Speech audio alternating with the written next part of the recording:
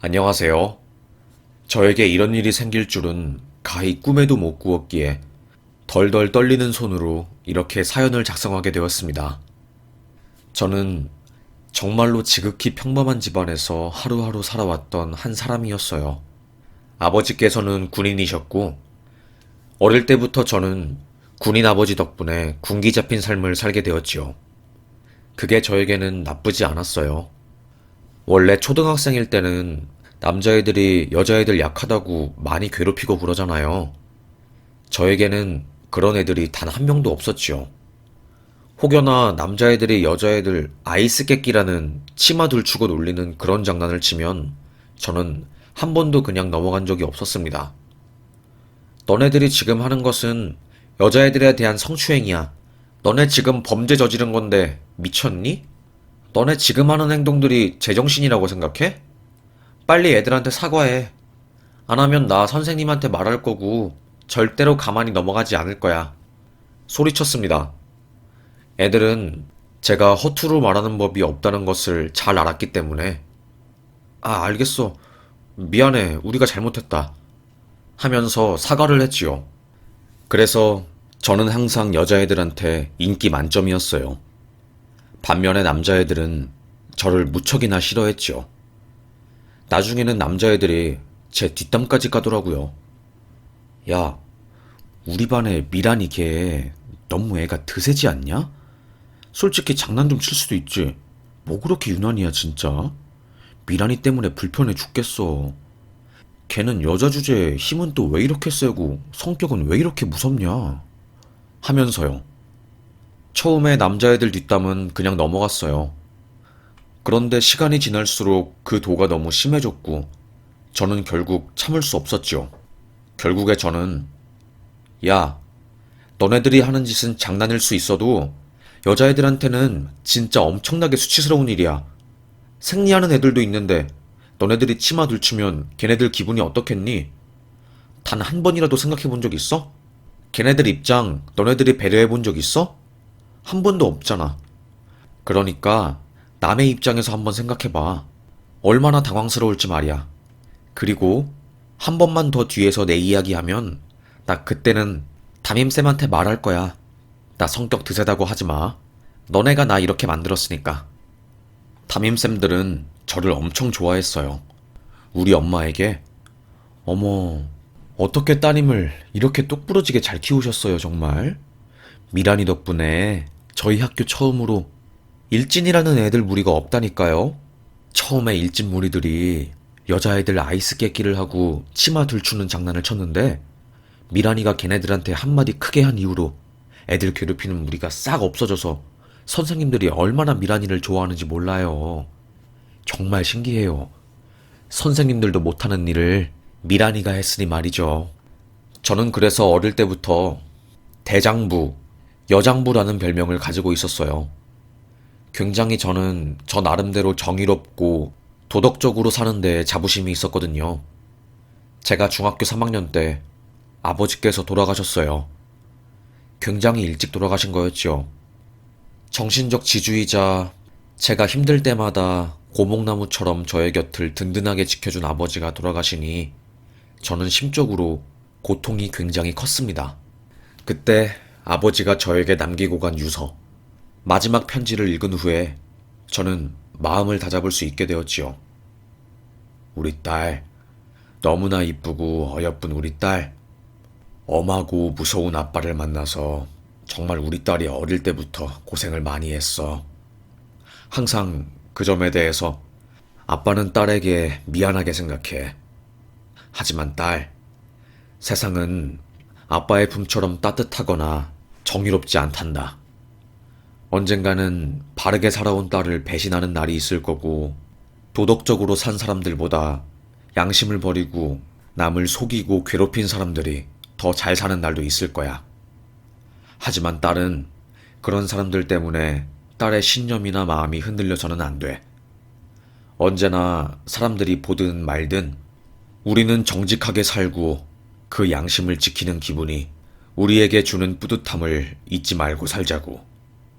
아빠가 죽은 이후에 우리 딸 힘들다고 주저앉으면 안 돼. 절대로 그러면 안 돼. 정신줄 똑바로 잡고 항상 감정에 휘말리지 말고 이성대로 살아라. 그게 아빠가 원하는 딱 한 가지이다.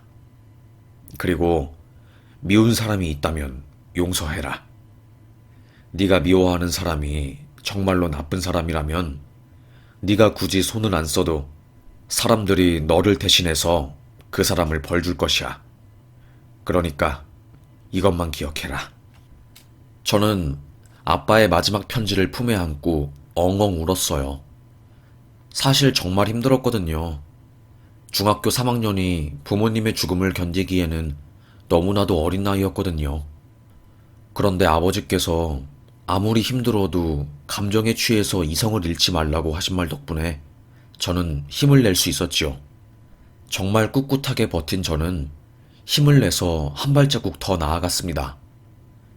대장부 같은 성격은 어디 가지 않았기에 고등학교에 올라가서도 저는 선도부를 맡고 애들 복장을 검사하거나 불량배들이 있다면 처리를 하는 그런 일을 했어요. 친구들은 저를 보고 다들 너는 경호원을 하거나 경찰대를 가야 해. 너 같은 애가 나라 지키는 일을 안 하면 누가 우리나라를 지키냐? 말할 정도였지요. 하지만 그런 주변 사람들의 기대와는 다르게 오랫동안 제가 원했던 삶은 미술 작가의 삶이었습니다. 그래서 저는 작가의 삶을 살기 위해서 미대에 진학했어요. 다들 우와, 진짜 미란이가 미대에 갔다고? 그 센 힘으로 미대를? 개손가락으로 붓을 잡는다는 게 상상이 안 된다 했습니다. 저도 제가 붓을 잡는 게 웃겼지만 그래도 가장 행복할 때는 미술할 때였어요.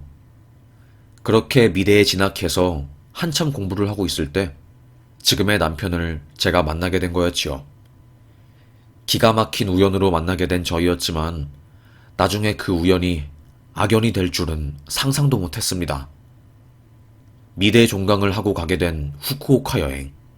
첫 해외여행이라서 저는 잔뜩 두근거리는 마음을 가지고 있었어요.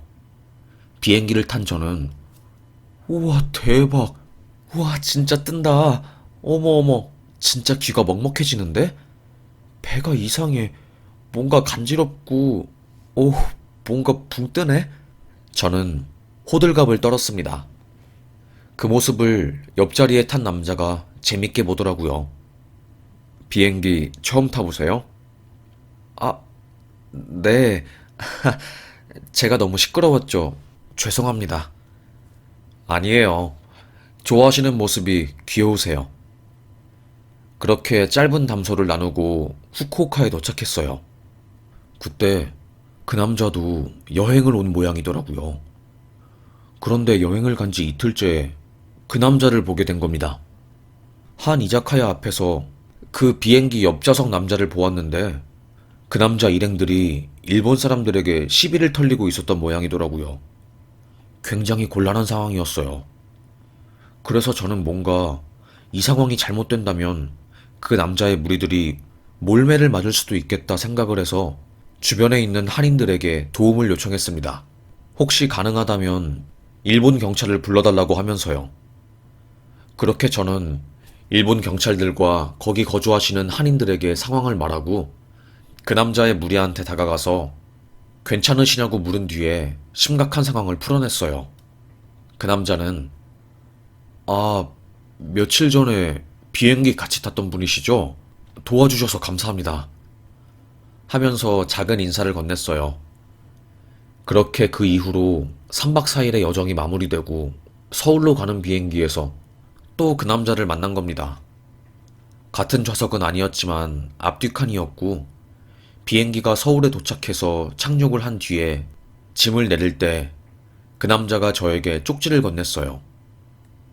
이렇게 만난 것도 인연이고 그리고 후쿠오카에서 저희 도와주신 게 너무나도 감사해서 서울에서 밥 한 끼 대접하고 싶네요. 여기 제 번호인데 부담스럽지 않으시면 한번 밥 사겠습니다. 연락 주세요. 저는 심장이 터질 것 같았어요. 너무너무 떨렸지요. 그렇게 그 남자에게 저는 연락을 하게 되었고 따로 서울에서 만났어요. 그런데 밥을 먹으면서 이야기를 하니까 너무너무 말이 잘 통하고 정말 웃기고 재밌는 사람이었던 겁니다. 와, 신기해요. 저는 항상 뭔가 일이 터지면 피해자의 입장이었고 일을 크게 만드는 게 싫어서 수동적으로 살거나 부모님 품 뒤에 숨었거든요. 그런데 저랑은 다르게 주체적으로 씩씩하게 사건을 해결하고 리드하는 미란 씨, 정말로 멋있게 보여요. 굉장히 대단한데요? 그 남자는 저의 주체적인 모습, 어쩌면 털털하고 남성미 가득한 저의 성격에 반한 듯 했어요. 저 또한 저와는 다르게 감정의 폭이 크지 않고 항상 져주고 좋게 말하면 착한 성격을 가진 그 남자에게 큰 호감을 가지게 되었지요. 그렇게 저희 둘은 서로에게 빠져들었고 연애를 시작하게 되었습니다. 솔직히 말하자면 여행을 갈 때 같은 비행기를 타고 같은 장소에서 또 만나고 서울 갈 때도 같은 시간 같은 비행기를 타고 올 확률이 극도로 적잖아요. 그래서 저는 되게 저희 둘이 운명이라고 생각했어요. 그 남자도 저와 같은 생각이었고요. 저와 그 남자는 거의 3년 정도 교제를 했습니다. 횟수로 생각하면 4년을 교제한 거고요. 그 남자와 교제를 하면서 제가 졸업을 하고 본격적으로 미술 작가의 삶을 살기 위해서 전시 공모전도 굉장히 많이 나가고 행복한 나날들을 보내고 있었어요. 그때 그 남자가 우리 미란아, 결혼하자. 우리 사귄 지도 오래되었고 너도 졸업했으니까 이제 딱 결혼하기 좋을 것 같아. 청혼을 한 거죠. 저는 거절할 이유가 없었고 사귀는 내내 나는 결혼하면 이 사람이랑 결혼해야지 생각을 했거든요. 정말로 자연스럽게, 당연하게 저희 둘은 결혼을 할 거라고 생각을 했습니다. 그런데 문제는 그 남자의 집안이었어요. 사실 그 남자가 나온 대학은 그저 그런 평범한 대학, 직장도 너무나도 평범한 그냥 중소기업이었습니다. 그런데 그 남자의 집안이 어마어마한 집안이었어요.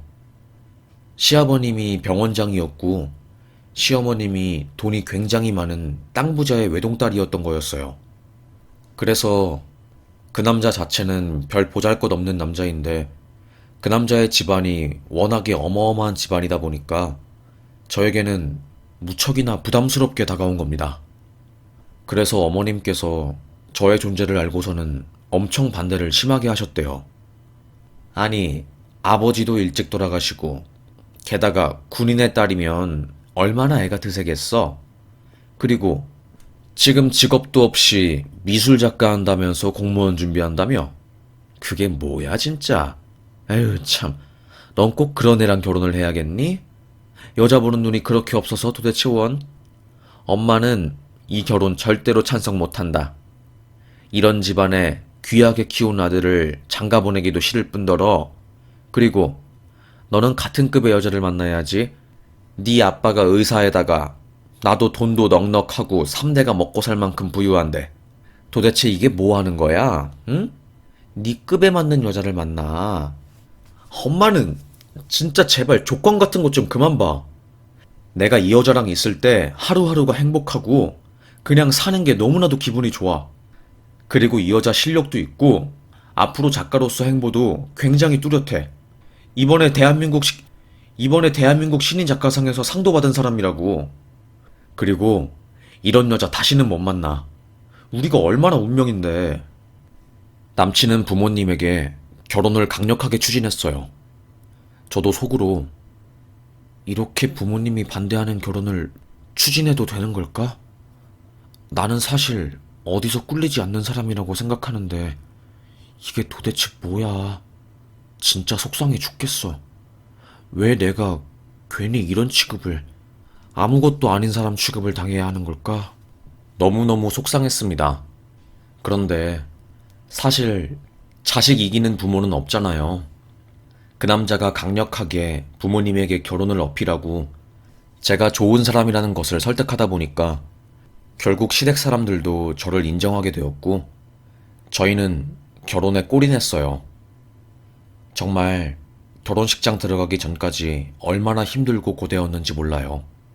상견례장에서 시모는 우리 엄마 무안하게 우리가 아마 우리 아들 키워내는 데만 10억이 넘게 들었을 거예요.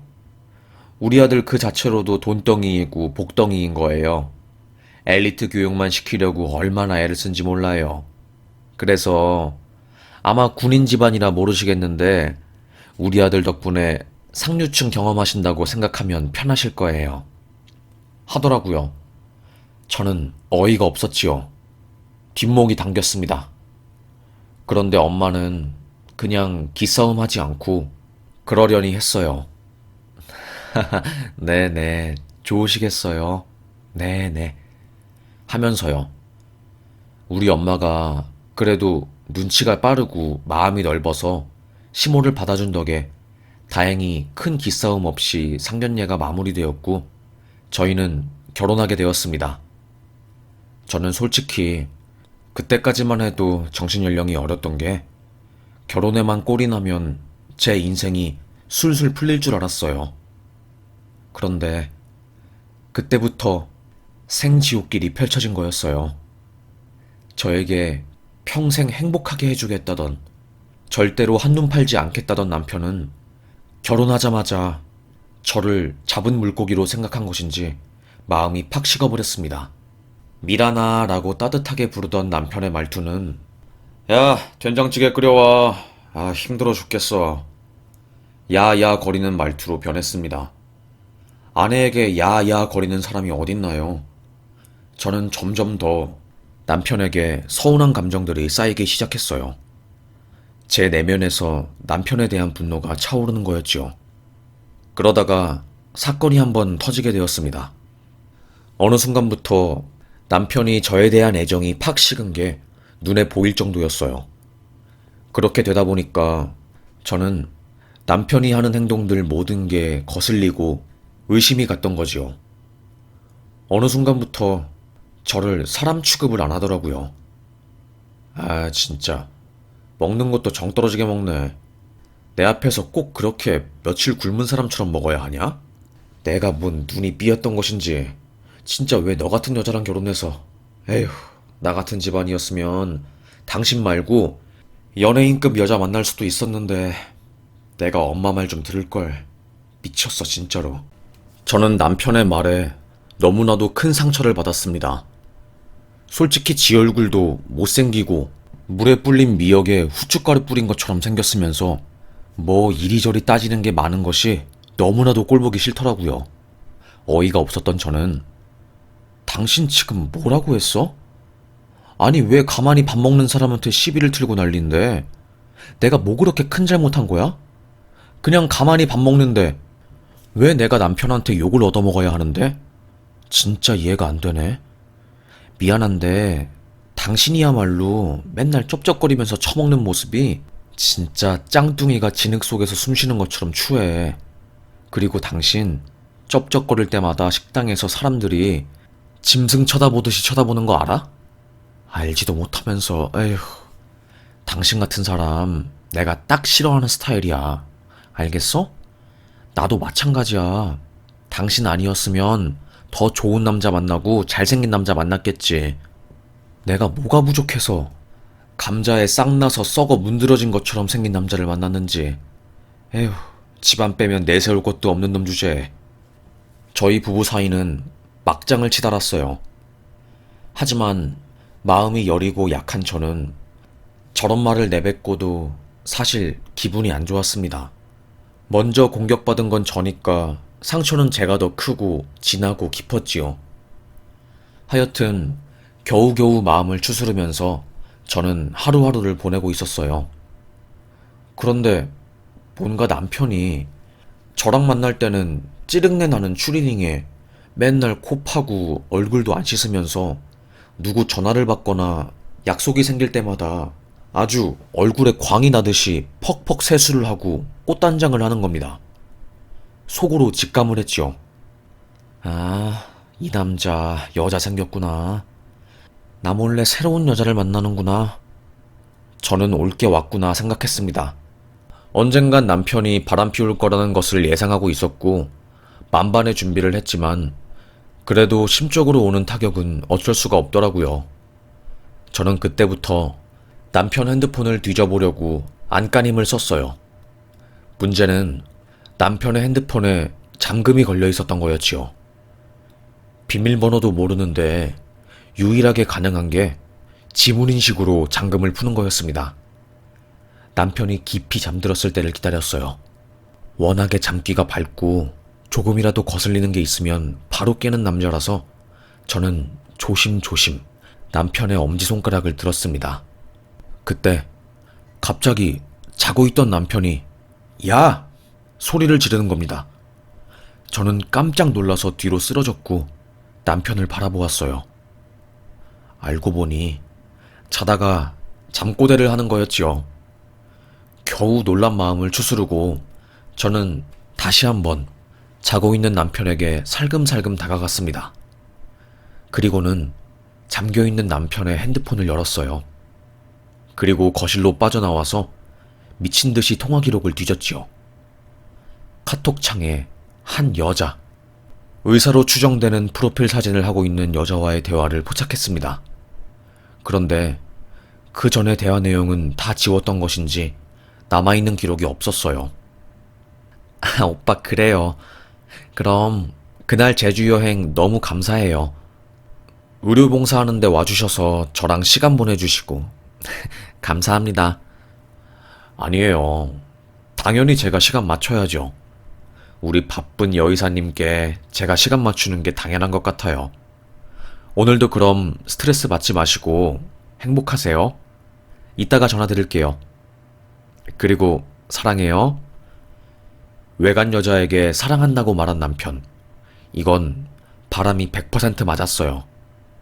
그런데 문제는 그 카카오톡 창 밑에 있는 어머님과 남편이 나눈 대화였습니다. 저는 그 대화를 본 순간 남편이 바람을 피운 것보다 10배는 더 되는 충격을 받게 되었지요. 남편의 외도는 어머님이 주선한 거였습니다. 그러니까 어머님이 나서서 남편이 바람 피우게 여자를 소개시켜준 거였어요. 시어머님이 아들 보고 바람 피우라고 판을 깔아준 거였더라고요. 그러니까 엄마가 너 그 여자 결혼하는 거 반대할 때 말을 들었어야지. 에휴, 이번에 네 아빠 병원에 신입으로 온 여의사가 있는데 너무 싹싹하고 애가 괜찮아. 이혼녀인데 너 소개시켜 줄 테니까 너는 입 싹 닫고 총각인 척해. 알겠어? 그리고 병원장 아들이라고 하면 너 중소기업 다녀도 여의사한테 절대로 꿀리지 않아. 그렇긴 하지. 내가 진짜 미쳤나봐. 나보다 별로인 여자한테 푹 빠져서 결혼하고 과거의 나를 진짜로 한 대 치고 싶다. 내가 무슨 정신이었던 거지? 왜 그랬던 거지? 후회돼. 시모와 남편의 은밀한 대화를 본 순간 저는 그냥 할복이라도 하고 싶은 심정이었습니다. 알고 보니까 남편이 시어머니한테 저랑 남편의 사이가 소원한 것을 다 말한 거고 시어머니는 이게 기회라고 생각해서 바로 시부의 병원에 있는 순하고 만만한 쉽게 속일 수 있을 것 같은 여자를 잘 꼬셔내어서 제 남편에게 소개시켜준 거였어요. 그리고 제주도에서 시작되는 의사들 의료봉사에 제 남편이 가서 그 여자에게 헌신적인 모습을 보이라고 시킨 거였지요. 저는 할 말이 없었습니다. 어머님은 내가 이거 제주도 티켓도 끊어줬으니까 거기서 확 잡아야 해. 네가 리드하는 모습도 보이고 듬직해야지. 알겠니? 둘이 함께 있을 수 있는 시간이니까. 너 그런 애 함부로 못 만난다. 그 애 꽤 괜찮아. 애가 순해가지고 잡아뜨리든가 하라고. 뭔 말인지 알겠니? 정말 둘이서 가지가지 한다고 생각했습니다. 저는 더 이상 참을 수 없었어요. 그래서 삼자대면을 해서 완전히 그 년놈들을 싹 다 죽여버려야지 생각했습니다. 제가 어머님과 남편을 부르면 둘은 제 말을 안 들을 게 뻔했어요. 어머님은 네가 뭔데 사람을 오라가라야? 하면서 화낼 게 당연했고, 남편은 몰라, 나 시간 없어. 왜 사람을 불러, 귀찮게 진짜. 하면서 안 올 게 그냥 보였고요. 그래서 저는 엄마가 잠깐 보자고 말했습니다. 사실 사돈이 보자고 하는데 거절할 사람은 없잖아요. 어머님은 아니 사돈이 왜 갑자기 애아빠 병원 카페 로비에서 보자고 하니? 뭐 일단 사돈이 보자고 하니 알겠다. 이번 주 수요일 6시 맞지? 네, 어머니가 따로 만나서 말씀드리고 싶은 게 있다고 하셔서요. 그들은 그렇게 순순히 수요일 저녁 아버님의 병원 로비 1층으로 나왔습니다. 저는 고민했지요. 어떻게 개망신을 주지? 상간녀 보고 내려오라고 한 다음에 병원 로비가 쩌렁쩌렁하게 이 년놈들 바람 피웠다고 소리를 지를까? 아니면 그냥 똥물을 퍼부을까? 어떻게 해야지 시댁 식구들이 곤란에 빠지고 내 남편도 참교육 당하고 어머님도 개쪽을 주지? 저는 끊임없이 고민을 했습니다. 일단 남편의 핸드폰에서 알아낸 상간녀의 번호로 전화를 할 작정이었어요. 그렇게 시간이 다 되었고 남편과 어머님 그리고 저까지 모였습니다. 어머님은 아니 사돈은 언제 오는 거야? 저희 엄마 안 와요. 너 그게 무슨 소리니? 그럼 우릴 왜 불렀어? 왜 부르긴요. 어머님이 제 남편한테 여자 소개시켜주고 바람 피우라고 닥달했잖아요. 제가 그걸 모를 것 같았어요? 출장 간다고 제주도 간 것도 거짓말이고 그년이랑 잘 놀라고 어머님이 제주도 비행기 티켓까지 끊어줬더만 제가 그걸 알고서도 그냥 가만히 넘어갈 것 같았어요? 택도 없어요. 딱 기다리세요. 어머님과 남편은 엄청 당황한 눈치였어요. 얘가 그걸 어떻게 알았지? 하는 표정이었지요. 저는 바로 상간녀에게 전화했습니다. 선여정씨 맞으시죠? 저 당신이 만나는 남자 아내 되는 사람인데요. 제가 지금 당신 병원 1층 로비 카페에 와 있거든요. 좋은 말로 할 때 바로 내려오세요. 지금 내려와야지 말로 끝냅니다. 무서워서 안 내려오면 당신이 있는 곳에 가서 직원들 다 알게 깽판 쳐요. 네? 그게 무슨 소리죠? 잠시만요. 일단 내려가겠습니다. 선여정이라는 상간녀는 몹시나 당황한 목소리를 하면서 내려갈 테니 잠시 기다리라고 했어요. 시간이 얼마나 흘렀을까? 저 멀리서 상간녀가 다가오는데 아니 너무나도 익숙한 얼굴이 보이는 겁니다. 상간녀는 저를 보자마자 아니 언니가 왜 여기 있어요? 언니가 저한테 전화한 거예요? 뭐야? 내 남편이 만나고 있었던 여자가 너였어? 너야? 말도 안 돼. 알고 보니까 어머님이 그 여의사에게 제 남편이 지금 이혼 소송 중이고 유부남이 아니니까 안심하고 만나도 된다고 거짓말을 한 거였어요. 그래서 그 여의사는 제 남편이 이혼남인 줄 알고 만났던 거고 여의사도 속은 거였지요. 그때 어머님이 아니 너네 둘이 어떻게 아는 사이니? 뭐 예전에 만나기라도 했던 거요? 지금 그게 중요한가요? 진짜 어머님 제가 만만하세요? 병원장 아들이라고 해서 믿고 만났더니 완전 똥 밟았네. 여정이는 엄청 화를 냈습니다. 그때 제 남편이 여정아 이거 정말 다 오해고 내가 설명할게. 미안해. 조금만 기다려줘. 라고 한 순간 여정이는 닥쳐. 어디서 진짜 못생긴 애들은 못난 값을 한다고 하던데 너는 아주 꼴값을 하는구나. 꼴뚜기 같이 생겨서. 병원장 아들이라고 해서 못생겨도 만났더니 이렇게 나를 뒤통수 쳐?